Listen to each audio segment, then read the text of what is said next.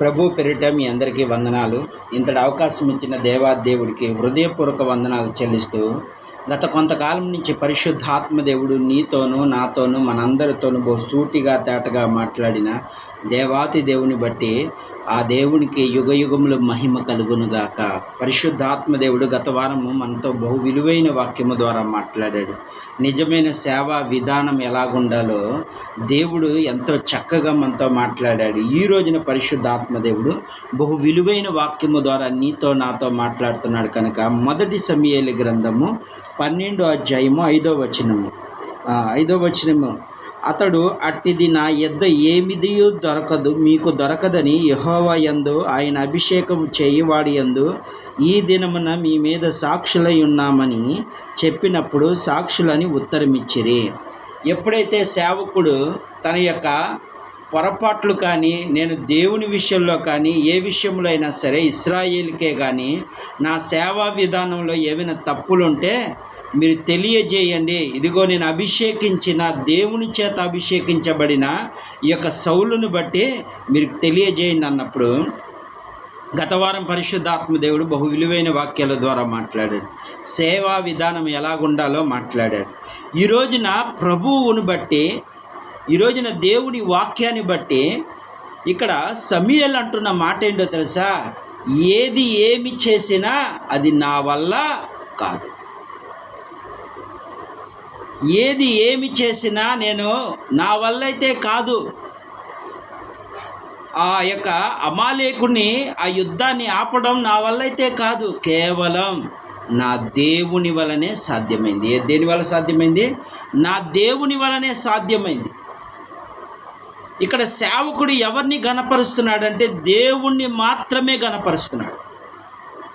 అందుకే వాక్యములు చాలా విలువైన వాక్యము ద్వారా దేవుడు మాట్లాడుతున్నాడు. అతడు అట్టిది నా యొద్ద ఏదియో మీకు దొరకదని యెహోవాయును ఆయన అభిషేకము చేయువాడు ఈ దినమున మీ మీద సాక్షులై ఉన్నారని చెప్పి సాక్షులమని ఉత్తరమిచ్చిరి. ఏం జరిగింది? నాది అన్నది ఏది నాది కాదు. ఈ రోజున మీరు యుద్ధంలో విజయాన్ని పొందుకున్నారంటే అది కేవలం నా వలనైతే కాదు, నా దేవుడికి నేను ప్రార్థన చేయగా ఆయన ఆలకించి నాకు సహాయము చేశాడు, మనకు విజయం వచ్చింది. దీనికి కారణము నేను కాదు, నా దేవుడని గణపరుస్తున్నాడు.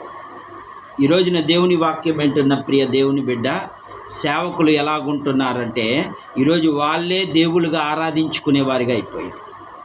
కానీ సమూయేలు అలాంటి వాడు కాదు. సమూయేలు ఏం చేస్తున్నాడంటే దేవునికి గణపరుస్తున్నాడు, దేవుని మాత్రమే మహిమ తెస్తున్నాడు. ఇదిగో ఈ యుద్ధము నా వల్ల అయితే, నేను ప్రార్థన అయితే చేశాను, దేవునికి మొరపెట్టాను, అంతే. దేవునికి నేను కేవలం మొరపెట్టానే కానీ నా వల్ల అయితే యుద్ధము చేయటము కానీ ఏదైనా సరే అంతా నా దేవుడే చేశాడని ఆయన తగ్గించుకుని దేవుని హెచ్చిస్తున్నాడు. ఈరోజున సేవకులైన వారు ఎలాగున్నారంటే వాళ్ళను గణపరుచుకునే స్థితికి వెళ్ళిపోయింది. వాళ్ళ ఫ్యామిలీలు గణపరుచుకుంటున్నారు, వారు గణపరుచుకుంటున్నారు, కానీ దేవునికి రావాల్సిన మహిమను వాళ్ళు పొందుకుంటున్నారు. అందుకే దేవుడి వాక్యము ద్వారా ఈ రోజున చాలామందికి నచ్చకపోవచ్చు సేవకులు ఈ వాక్యము, కానీ ఇది యథార్థం. నిజంగా నీ ఆత్మ పరిశీలన చేసుకో. అందరూ లేరు, కొందరే. అందరూ అలా లేరు, కొందరు ఈ రోజున స్టేజ్ మీద ఎక్కుతూ ఉంటే, అదిగో ఒక దైవజనుడు వస్తున్నాడంటే ఆయనలో పరిశుద్ధాత్మ దేవుడు ఉన్నాడని చెప్పి చప్పట్లు కొడుతూ ఆయన గౌరవం చేస్తున్నారు. సమస్త గౌరవానికి సమస్త పూజనీయుడు ఎవరంటే దేవునికి మాత్రమే చెల్లాలి. అదే ఇక్కడ సమూయేలు నేర్పుతున్నాడు. సేవా విధానంలో మరో మెట్టేంటి? అది ఇదే. నాకు కాదు ఘనత రావాల్సిందే, నా దేవునికి. నాకు కాదు ఈ యొక్క అద్భుతము విజయం వచ్చింది, నా దేవుడి ద్వారానే మీకు ఈ విధమైన విజయం వచ్చింది. కేవలం నా దేవుడే అన్నీ చేశాడని, అందుకే నా దగ్గర ఏది దొరకలేదు. ఏమన్నాడు ఇక్కడ? చాలా విలువైన వాక్యము ద్వారా ఏమని మాట్లాడుతున్నాడు? అతడు అట్టి నా యొద్ద ఏమీ దొరకదని యెహోవా యందు ఏమన్నాడు? నాకు ఏది దొరకదు, నాదన్నది ఈ లోకంలో ఏది నాది కాదు, సమస్తము దేవుడిదే, సమస్తము దేవుడిదే. ఈ రోజున ఒక మనిషి ప్రాణముతో ఉన్నాడంటే ఆయన నోటి మాట వలన. ఈరోజు మనకు యుద్ధాల్లో విజయం వచ్చిందంటే కేవలం ఆయన నోటి మాట వలనే, ఆయన మన పట్ల చూపిన కరుణ వలనే. ఆయన మన పక్షాన యుద్ధం చేశారు. మన ఇశ్రాయేలు ప్రజలు ఎంతమంది ఉన్నారు?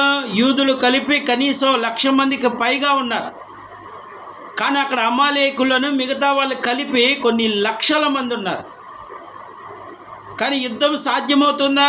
సాధ్యం కాదు. వాళ్ళ దగ్గర ఏమున్నాయి? బహు బలమైన ఆయుధాలు ఉన్నాయి. వీళ్ళు ఏం పని చేసుకునే వాళ్ళు? వ్యవసాయ పని చేసుకునే. వీళ్ళ దగ్గర ఏ ఆయుధాలు ఉంటాయి? కర్రలు, కత్తులు తప్ప.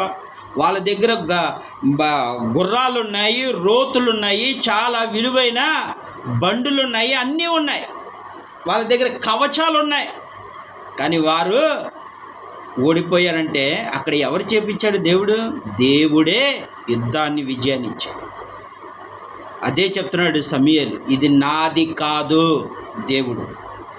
ఈరోజున మీరు అడిగారు కదా, ఓ రాజుని మాకు కావాలని అడిగినప్పుడు దేవుడిని నేను మొరపెట్టగా, ఇదిగో ఇచ్చిన ఈ రాజు కూడా నాది కాదు, నేనే స్వయంగా ఏం చేసుకోలేదు, నేను స్వయంగా ఇతన్ని అభిషేకించాలని నేను అనుకోలేదు, దేవుడి అనుమతిని బట్టే నేను అనుకున్నాను అన్నాడు.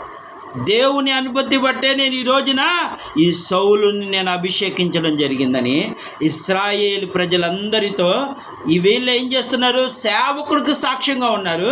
కానీ దేవునికి సాక్ష్యంగా ఉంది ఎవరంటే సమూయేలే. ఈరోజున వాక్యం వింటున్న ప్రియ దేవుని బిడ్డ, దేవుడు నీతో నాతో మనందరితో మాట్లాడుతున్నాడు. ఎవరికి ఘనత రావాలి? ఎవరు మహిమ పొందుకోవాలి? అయ్యా నీ నామములో నేను దయ్యాలు వెళ్ళగొట్టాను, అది చేశాను, ఇది చేశానంటే దేవుడు ఒప్పుకోడు. ఆయన ఎన్నటికీ ఒప్పుకోడు. ఎందుకంటే ఆయన నామములోనే శక్తి ఉంది. ఏముంది? ఆయన నామములోనే శక్తి ఉంది. ఆయన నామములో దయ్యాలు వెళ్ళగొట్టబడతాయి. కేవలం నీ నామము కాదది, దేవుని నామాన్ని బట్టే. అంటే మనలో ఏముంది? ఏమీ లేదు. మనం ఎందుకు పనికిరాని పాత్రలను ఆయన చేతిలో మనం వాడుకుంటున్నాడంతే. ఈరోజున దేవుని వాక్యం వింటున్న ప్రియ దేవుని బిడ్డ, ఒకసారి ఆత్మ పరిశీలన చేసుకో. నిజమే కదా, ఎన్నో మార్లు మనం అనుకుంటా ఉంటాం, ఇది నా వల్లే జరిగింది, నా వల్లే జరిగింది, నేను ప్రార్థన చేయగా దేవుడు కార్యం చేశాడు అంటున్నావే. కానీ అక్కడ దేవునికి మహిమ రావట్లేదు. ఇది నా వల్లైతే కాదు, నన్ను వాడుకొని ఆయన చేయించుకున్నాడని ఏ రోజైనా అంటావా? అన. ఈరోజు దేవుడు అదే అంటున్నాడు, ఘనత ఎవరికి చందా నీయడు. ఇశ్రాయేలులారా, నా నామ మహిమార్థమే ఈ కార్యము జరిగించి తిని అంటున్నాడు. కేవలం నా నామాన్ని నేను మహిమ తెచ్చుకోవడానికే చేశాను తప్ప మీరు చేసిన తప్పులు బట్టి నాకెప్పుడో కోపము కలిగి ఉన్నాను. అయినను నా నామాన్ని నేను అన్యజనుల్లో నా నామాన్ని నేను ఘనపరుచుకోవాలి. మీరు నాకు ఎలాగో ఘనత తేవట్లేదు, అన్యజనుల్లో నాకు అవమానమే తెస్తున్నారు. కేవలం నేను ఆ ప్రజలను మార్చడం కోసం నా నామాన్ని నేను ఘనపరుచుకోవాలంటున్నాడు. ఈ రోజున చాలామంది సేవకులు ఎలాగుంటున్నారంటే సమూయేలు వలె ఉండాలి. ఘనత వాళ్ళకు కాదు. ఏంటో మరి మంది ఆ యొక్క ప్రాంగణంలో వాళ్ళకి సాల్వాలు వేస్తారు, ఇవి వేస్తారు. ఎవరికి రావాలి అక్కడ ఘనత? దేవునికి రావాలి. చెప్పాడా నీకు ఎక్కడైనా? అపోస్తులు ఎక్కడైనా ఇలాంటివి చేయించుకున్నారా? 12 మంది శిష్యులు అపోస్తులు ఎప్పుడైనా నువ్వు కొత్త నిబంధనలోకి వెళితే ఎక్కడైనా ఈ ఘనతలు వచ్చినాయా? సరే, పాత నిబంధనలో యెషయా ప్రవక్త ఉన్నాడు, ఇర్మియా ప్రవక్తను ఎవరైనా రాజుగారు గౌరవించారా? లేదే. మరి నీకెందుకు ఘనత? దేవునికి కావాలి. కానీ నీ ద్వారా ఆయన కార్యాలు జరిగిస్తున్న దేవాతి దేవుడికి జరగాలి. కానీ నీకెందుకు ఈ బాధ? దేవుడు ఈ రోజున దేవుని వాక్యం వింటున్న ప్రియ దేవుని బిడ్డ, నిజమే కదా, మనం కూడా అట్టాగే అనుకుంటున్నాం. మేము ఆయన ఏమంటున్నాడంటే, సమూయేలు, నా దగ్గర ఏది దొరకదు, ఈ విజయం నా నుండి రాలేదు, దేవుని మీరు తృణీకరించారే, మీరు నాకు రాజుగా వద్దనుకున్నారే, ఆయన ద్వారా జరిగింది అంటున్నాడు. ఈ రోజున దేవుని వాక్యం నిజమైన సేవకులు ఎలా ఉండాలా? సమస్త మహిమ ఘనత యుగయుగములు దేవునికి మాత్రమే చెందాలి. ఈ రోజున దేవుని ఘనతను దేవునికి రానియకుండా అడ్డుగోడలు వేసేస్తున్నారు. అందుకే దేవుడు చెప్తున్నాడు, ప్రియ దేవుని బిడ్డ, మీరు అలా ఉండకూడదు. ప్రభువుని అడగండి, అయ్యా నేను కూడా ఇలాగే ఉంటున్నానేమో, నీ ఘనత నిన్న రానియకుండా అడ్డుగోడ వేసేస్తున్నానేమో, ఇక్కడ నుండి ఏ విషయములైనా సరే నీకు మహిమ రావాలి, నీకు ఘనత రావాలి. చాలామంది అంటూ ఉంటారు, నేను ప్రార్థన చేయగా దేవుడు అద్భుతం చేశాడు. తప్పు. దేవుడు వాళ్ళ చేత అద్భుతం చేయించడానికి నేను వాడుకున్నాడు అంతే. దేవునికే ఘనత రావాలి, దేవునికే మహిమ రావాలి. యుగ యుగములు మహిమకు అర్హుడు ఎవరంటే దేవుడు మాత్రమే. ఆయన ఈరోజు నీకు ఆరోగ్యం ఇచ్చే శక్తినిచ్చి, నీకు అన్ని పోషణ ఇచ్చి నిన్ను వాడుకుంటున్నాడు అంతే. నువ్వు ఆయన సాధనంగా వాడబడాలి, అంతేగాని నీకు ఘనత రావాలని కోరుకోకూడదు. ఈరోజున దేవుడు ఏం చెప్తున్నాడు? చాలామంది స్టేజీల మీద చూస్తూ ఉంటుంటే అందరూ అన్యజనులు ఏమంటారో తెలుసా? చాలాసార్లు నేను విన్నాను ఈ మాట. ఏంటయ్యా, మాకు మా పూజారులు ఎలా గణపరుస్తాము, మీ బిషప్పుల్ని ఇలాంటి వాళ్ళని ఈ విధంగా గణపరుస్తున్నారు అని ఎగతాళి చేసేవాళ్ళు. స్టేజీ కింద ఉండే వాళ్ళు మాట్లాడుతున్న మాటలు బట్టి, మీ దేవుడికి కూడా ఇంతేనా? మీ దేవుడికి ఘనత రాకుండా మధ్యలో వీళ్ళే మెక్కేస్తున్నారా, వీళ్ళే ఇది చేసేస్తున్నారా, వీళ్ళే దేవుళ్ళ? ఇలాంటి మాట్లాడే వాళ్ళు కోకొల్లలు ఉన్నారు. ఎక్కడైనా మీటింగ్ పెట్టి ఒక రోజున ఇలాంటి కార్యాలు చేసినప్పుడు చూడండి, అక్కడ ఎంతమంది ఏమని మాట్లాడుకుంటారు. ఈరోజున దేవునికి మహిమ రావాల్సింది ఎవరికి వెళ్తుంది? ఈరోజున దేవుడు అడుగుతున్నాడు, ప్రియ దేవుని బిడ్డ, నా మహిమ ఎవరికే చెందనీయ. ఆయన మహిమ ఎవరికి ఇచ్చేవాడు కాదు. సమస్త మహిమ ఘనతకు అర్హుడు ఎవరంటే దేవుడు మాత్రమే. ఈ రాత్రి కాల సమయంలో పరిశుద్ధ ఆత్మదేవుడు బహు విలువైన వాక్యం ద్వారా నీతో నాతో మాట్లాడుతూ, ఇక నుండి ప్రతి నిమిషము దేవునికే మహిమ రావాలి. ప్రతి ఒక్కరు, ప్రతి సేవకుడు ఈ రోజున దేవునికి మహిమ రానియకుండా అడ్డుగోడలు వేస్తున్నారా, మీకే ప్రమాదం జరుగుతుంది. ప్రభువు అడుగుతున్నాడు, నా మహిమ నేను ఎవ్వరికే ఇయ్యను. సమస్త మహిమ ఘనత ప్రభావం యుగ యుగములు దేవుని మాత్రమే చెల్లును గాక. ఈ కొద్ది మాటలు దేవుడు దీవించును గాక. ఆమేన్.